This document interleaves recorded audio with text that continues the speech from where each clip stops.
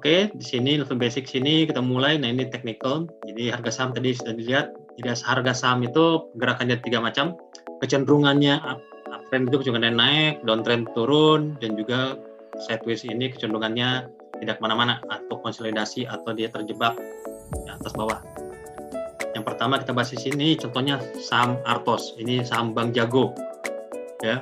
Lagi tren sekarang lagu TikTok yaitu Bang Jago. Ya, jadi ini kenapa? Karena ini saham digital. Ya, kenapa? Karena ke depan semua kita akan menuju ke digital. Ya, bahkan nanti Maret ini ya, ada bank-bank yang harus menukar kartu ATM tidak pakai ATM lagi. Jadi nanti kita bisa menggunakan, bisa narik duit, bisa pakai handphone dan juga lain sebagainya. Ini contohnya Bang Artos, ya Bang atau kodenya Arto. Ini dari Rp1.000 sekarang sempat menjejak ke 11.000 dalam 1 bulan ini, setahun ini naik 10 kali lipat.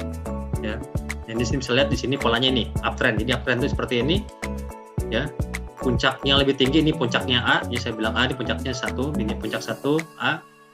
Ini puncaknya lagi A lagi, lebih tinggi. Jadi kalau puncak lebih tinggi, ini 1.000, ini naik 8.000, ini naik lagi sampai puncaknya.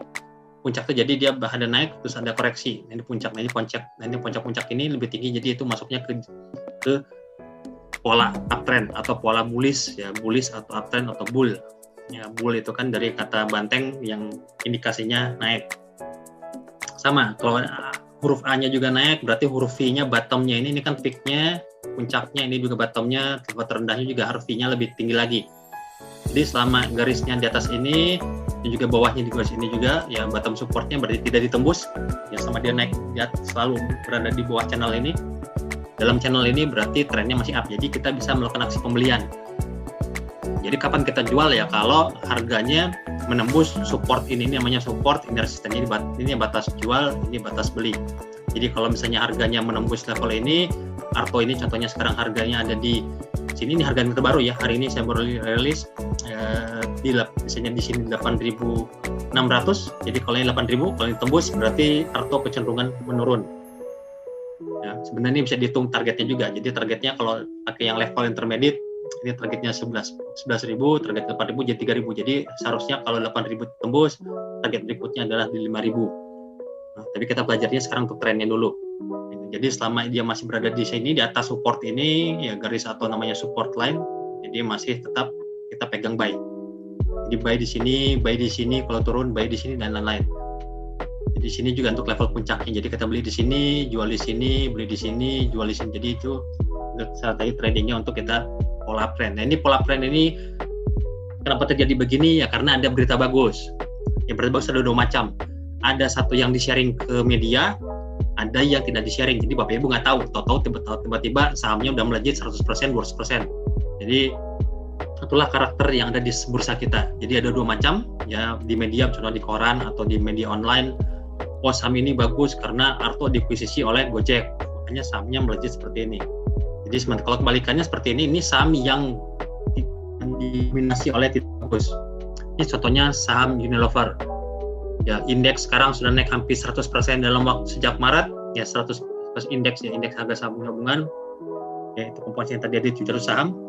Itu trennya naik, tapi ini saham ini malah turun. Unilever ini produsen yang Bapak Ibu pakai, yang rekan-rekan sekalian pakai, dari rambut sampai dengan kaki, ya kaos kaki, sampo, ini Unilever, ya salah satu saham consumer goods atau barang konsumsi terbesar di dunia ya.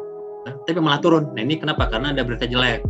Kenapa ya? Karena efek dari COVID ya. Karena ada COVID, orang-orang banyak PHK, ekonomi melesu, resesi, otomatis orang-orang mengurangi untuk pembelian barang-barang ya seperti sampo ya. Sampo contohnya sebelum COVID orang belinya yang 100 ml ya. Karena ada COVID orang sekarang belinya yang mini atau basing sasetan. Itu otomatis juga mempengaruhi dari kinerja sahamnya. Makanya harga sahamnya seperti ini.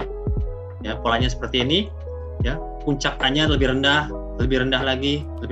Pola A-nya lebih rendah dan juga pola V-nya juga lebih rendah. Jadi kapan kita beli saham Unilever ya kalau dia tembus di atas ini, lebih amannya di atas ini. Ya kalau misalnya Unilever tembus di atas 7.400, ya akan mencoba menuju di sini 8.000 sampai dengan 8.800 lagi. Itu namanya pola downtrend. Jadi pola seperti ini jangan kita beli. Kenapa? Karena kan menurut rules-nya dari investasi atau trading, jangan pernah melawan tren. Kenapa? Karena kekuatan pasar itu ribuan, ratusan sampai ribuan triliun. Sementara kalau rekan sendiri beli 1 lot, 2 lot, ya gimana mau melawan, bisa membalikan tren. Jadi artinya lebih bagusnya kita follow the trend. Jadi kalau seperti ini, jangan rekan-rekan beli. Lupain aja, beli saham-saham yang tadi seperti ini. Yang ini polanya. Banyak seperti ini sekarang terjadi. Ini saham-saham nanti kita akan contohkan di akhir sesi. Ya, saham-saham bank mini, bank digital sekarang contohnya kayak BPKP, Bambu Kopin, Bank Agro, tahun Maret kemarin 100 perak, sekarang udah 1.200. Tertingginya kemarin 1.600. Dan 1 tahun naik 16 kali lipat. Duit 100 juta jadi 1,6 M. Duit 1 juta jadi 16 juta. Itulah. Jadi sekarang tren-tren ini yang sangat dahsyat bisa kita cermati di tahun ini, yang bisa Bapak rekan-rekan juga beli. Nah, ini juga sama. Ini saham Medco ya, yang sideways konsolidasi ini kuat nih. Jadi pembelian supply demand-nya kuat. Jadi pembelian sama penjualan sama kuat. Makanya harganya bergerak begini, stagnan. Ya, di sini di harga 500, 700 dibanting lagi 500 bolak-balik, dan juga sama. Ini yang skala lebih kecil, ya ini yang skala lebih besarnya. Jadi biasanya seperti ini market lagi nunggu sesuatu. Ya jadi sekarang ini kan produsen untuk saham tembaga dan juga minyak.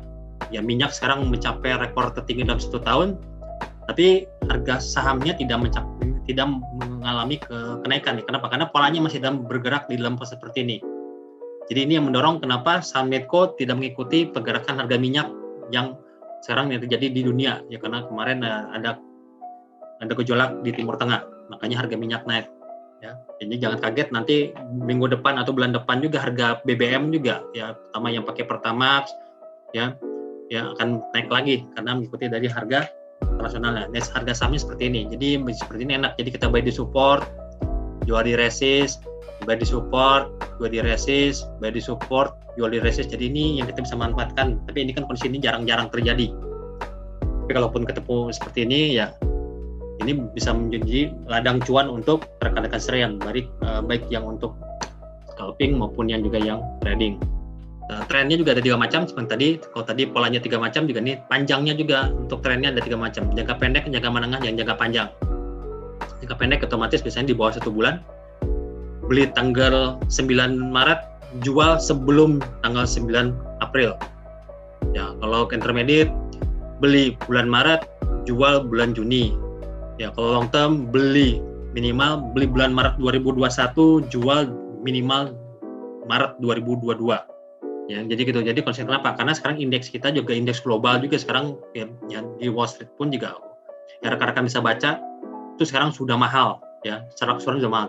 Ya, jadi artinya potensi kenaikannya pun tidak seperti 10 tahun yang lalu atau 20 tahun yang lalu. Jadi setidaknya lebih bagus kita masuknya ke sini. Short term dan juga intermediate. Kalau untuk trading ya, kalau untuk long term saya sarankan rekan masuknya pakai analisa fundamental, ya kan, karena rekan masih level basic. Jadi seperti ini, jadi gerakannya seperti ini, naik turun ini yang bisa membarakan harga itu ya, contohnya dari kalau aku pasar jangka pendek. Jadi misalnya lagi naik, ada yang di sini ada investor 1000 investor beli, tiba-tiba di sini ada 300 investor jual, ya, otomatis harganya akan mengalami penurunan. Tapi kecenderungannya lebih cenderung ke minor, ya skalanya lebih kecil. Dan secara keseluruhan sih di sini lihatnya yang panjangnya trennya masih up. Dan tadi ini selama dia masih di atas V-nya ini, ya berarti kita masih hold buy untuk jangka panjang. Sementara untuk jangka pendek ini lebih bagus kita lebih fleksibel ya, melihat tren atau news yang ada. Sekarang lagi tren bank mini, sekarang juga harga pakan ternak naik, juga harga saham-saham naik, saham-sahamnya juga ikut naik. Ya, harga minyak naik, ya saham minyak juga akan ikut naik. Gitu. Jadi kita mengikuti tren. Nanti bisa dikombinasikan dengan technical, dilihat dari support dan resistennya untuk beli dan untuk jualnya.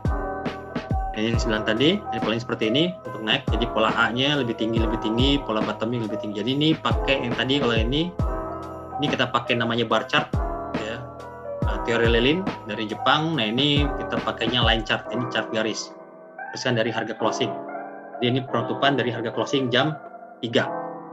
Ini juga sama, ini kecenderungan karena good news, ini bad news, nah ini sideways. Jadi ini good news lebih sama dengan kekuatannya dengan bad news.